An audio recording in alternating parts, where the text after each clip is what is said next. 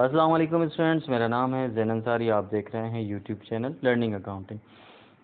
आज का हमारा टॉपिक है बैंक रिकन्सिलेशन स्टेटमेंट। इसमें हम दो स्टेटमेंट को रिकन्साइल करते हैं। कंपनी का अकाउंटेंट जो होता है वो मेंटेन कर रहा होता है कंपनी का अकाउंट, और एक आपका मेंटेन हो रहा होता है बैंक में।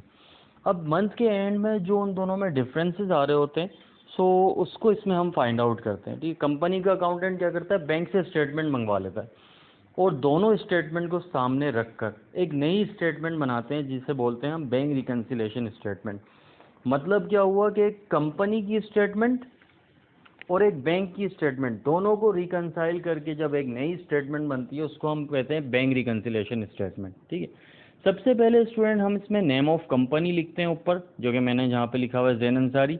उसके बाद हमारे पास बैंक रिकन्सिलेशन स्टेटमेंट की हेडिंग आती है, और फॉर द पीरियड एंडेड, जब भी हमारा मंथ के एंड में हम कंपैरिजन कर रहे हैं वो यहाँ पे मेंशन कर देते हैं। ठीक है, पहला कॉलम इसमें बनता है स्टूडेंट सीरियल नंबर का, दूसरा कॉलम बनता है पर्टिकुलर का, तीसरा कॉलम जो होता है वो हमारे पास कैश बुक का, और चौथा कॉलम जो है स्टूडेंट वो हमारे पास होता है पासबुक का। ठीक है, कैश बुक में सारी कंपनी की ट्रांजैक्शन रिकॉर्ड होती हैं और पासबुक में सारी बैंक से रिलेटेड ट्रांजैक्शन जो है वो आती हैं। ठीक है, अच्छा, एंट्री नंबर 1 देखें मैंने, सबसे पहले इसमें हम अनएडजस्टेड बैलेंसेस गिवन होते हैं क्वेश्चन में, डिफरेंस होगा, यानी कैश बुक का जो बैलेंस गिवन है आपको क्वेश्चन में वो अलग होगा, और जो पासबुक का मतलब बैंक स्टेटमेंट का जो बैलेंस है वो डिफरेंस होगा, अलग होगा। ठीक है, अच्छा, इसके मेजर रूल देखें, सबसे नीचे लिखे हुए मैंने, if cash book debit balance, अगर वो क्वेश्चन में बोल रहा है कैश बुक का डेबिट बैलेंस है तो इसका मतलब वो हमारा पॉजिटिव होगा। इसी तरह से अगर वो if cash book credit balance बोल रहा है तो इसका मतलब वहाँ पे मेंशन अगर है क्रेडिट बैलेंस तो इसका मतलब माइनस में। और इसी तरह से अगर वहाँ पे मेंशन है क्वेश्चन में if bank statement debit balance तो इसका मतलब वो भी माइनस में। अब बोल रहा है वो if bank statement credit balance तो इसका मतलब बैंक का स्टेटमेंट क्रेडिट अगर बोल रहा है तो वो प्लस में होगा। और अगर इस तरह से मेंशन है student if cash book and bank statement OD मतलब ओवरड्राफ्ट बैलेंस, ओवरड्राफ्ट कहलाता है कि बैंक में जो आपका अकाउंट है उससे ज़्यादा आप कंपनीज को ऑफ़र करता है, उससे ज़्यादा विड्रॉल कर देते हैं for the limited time, short term के लिए, तो वो ओवरड्राफ्ट कहलाता है। अगर वो कैश बुक के साथ या बैंक स्टेटमेंट के साथ OD word of overdraft mention है तो इसका मतलब दोनों बैलेंसेस माइनस में है, अगर ओवरड्राफ्ट जिसके साथ भी मेंशन है। ठीक है, अच्छा, तो ये अनएडजस्टेड बैलेंस होता है जिसके मैंने आपको रूल बता रहा था अभी। तो नंबर 1 पे हमारा सबसे पहले जो स्टेटमेंट बनती है उसमें अनएडजस्टेड बैलेंसेस लिख देते हैं, दोनों के जो दोनों के डिफरेंसेस होते हैं। अच्छा, एंट्री नंबर 1 स्टूडेंट मैंने जो डाली हुई है देखें, इसमें unpresented cheque, outstanding cheque, not receive for the payment in the bank.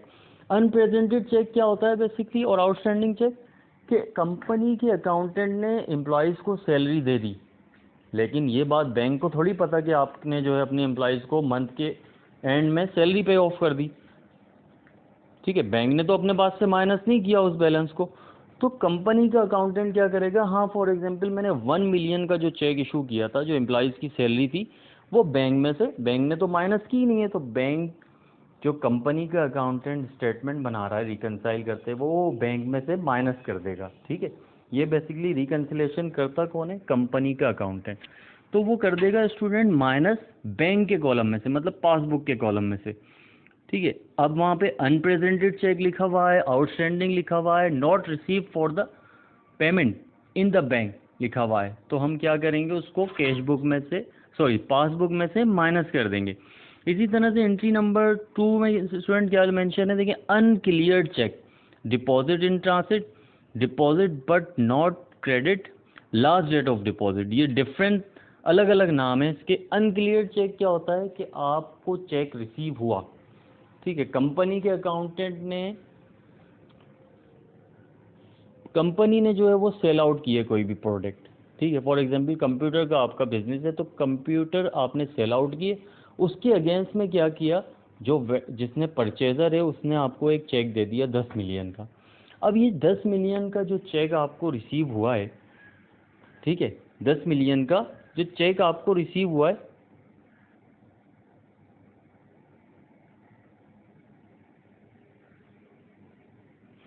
तो कंपनी के अकाउंटेंट को रिसीव करते ही उसने क्या किया होगा कि अपने पास उसको एड अप कर दिया होगा, ठीक है, ऐड कर दिया होगा। लेकिन क्या ये बात बैंक को पता है कि आपको जो है वो चेक रिसीव हुआ है, जो कि अभी तक अनक्लियर्ड है, ठीक है, या डिपॉजिट इन ट्रांसिट के लिए आपने उसको राइडर को दिया हुआ है और डिपॉजिट का बोला हुआ है, उसको क्लियरेंस का चेक है, तो क्लियरेंस के चेक को तकरीबन 1 से 2 दिन लग जाते हैं डिपॉजिट होने में, ठीक है। इसी तरह से स्टूडेंट अगर मेंशन है डिपॉजिट बट नॉट क्रेडिट और लास्ट डेट ऑफ डिपॉजिट, तो वो हमेशा कहाँ पे ऐड होगा, बैंक के कॉलम में, मतलब पासबुक में ऐड अप होगा।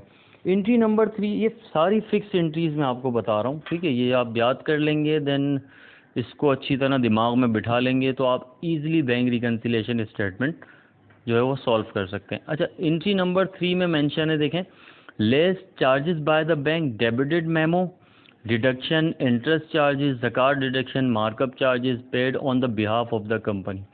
XYZ जितने भी चार्जेस हैं जो बैंक ने चार्ज किए हैं, ठीक है, वो हमारे पास कहाँ से माइनस होते हैं, कैश बुक में से, क्योंकि कम बैंक ने आपके चेक बुक चार्जेस काट लिए फॉर एग्जांपल, कंपनी के अकाउंटेंट को तो नहीं पता कि बैंक ने चार्ज किए हैं, ठीक है, डेबिटेड मेमो बैंक ने चार्ज कर दिया, इंटरेस्ट चार्जेस चार्ज कर लिए। वो तो क्या हो रहा है, जब कंपनी का अकाउंटेंट रिकंसाइल कर रहा है तो उसको बैंक के स्टेटमेंट में नज़र आ रहा है, हाँ ये जो चार्जेस हैं ये तो हमने माइनस ही नहीं किए, तो क्या करेगा कंपनी का अकाउंटेंट, कैश बुक में से उसको माइनस कर देगा। ओके, एंट्री नंबर 4 है student 8, credit by the bank, give interest, profit, dividend collection, direct deposit by the customer. इस तरह की जितनी भी वर्डिंग होगी एंट्री नंबर 4 में जो देखें मेंशन है, वो हमारे पास हमेशा कैश बुक में ऐड करेंगे। जब भी बैंक कलेक्शन करेगा या credited word of credit mention होगा तो वो हमेशा कैश बुक में हम ऐड अप कर देंगे।